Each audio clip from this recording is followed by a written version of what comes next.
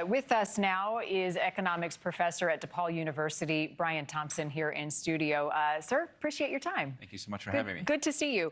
A lot of folks at home have been watching this situation in Venezuela, and I think, like most of us, have a lot of questions about what this could mean for our economy. You know, when you talk about oil prices, it impacts a lot of things. I mean, starting with gas, what do you see in the big picture for the U.S. consumer? Sure. I mean, most recently we've seen we initially saw a decline in gas prices, and oil prices, but they've actually come back. Oil prices are really essentially where they were prior to the situation in Venezuela. So there's, today they're up about 2%. Mm-hmm. How about other goods that rely on oil production in the process? So in terms of other goods, in terms of pricing, the changes have been very significant. This recently just happened, and so we haven't seen much change on that front. What about the broader economic impact of the U.S. managing, so to speak, Venezuela's oil production? I mean, down the road, what types of things will economists be measuring to see if this is successful or risky?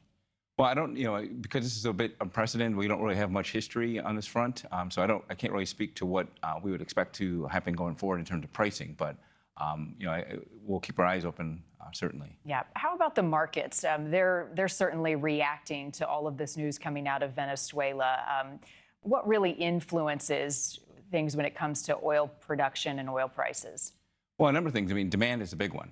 Today we had our jobs report. It was a bit muted in terms of what was expected. We added 50,000 jobs. The expectation was around 60. Unemployment rate dipped to about 4.4%. And so really the expectation is about, the economic activity going forward. That's really a big, supplier of demand going forward. And so like right now with the slowing, economy, you wouldn't expect prices to rise significantly, but potentially with the lower interest rates going forward, it might. So I think the unemployment rate in the month prior was 4.6, 4.4, and then it said there was a slight uptick in non-farm jobs added in December. What do you read into that? Right. So like the expectation was around 60,000, but it was actually 50,000. And so it was certainly lower. The other challenge with that, too, is that the revisions, like that's really something that economists pay attention to, is the revisions from previous reports have all been trending lower. So the expected jobs haven't been as much as expected, and the revisions actually point lower.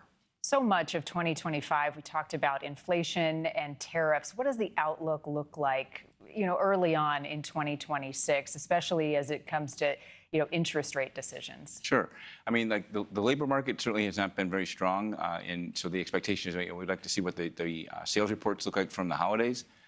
But, the expectation right now, and that's kind of where the stock market is up today, is really the expectation that interest rates would be, decline going forward into 2026. Whether that's January or if it's later in the year, it's hard to say. But it does appear that a decline is on the horizon. Yeah. Thank you for watching. Subscribe below and download our NewsNation app right now on your phone, and you will get fact-based, unbiased news for all Americans.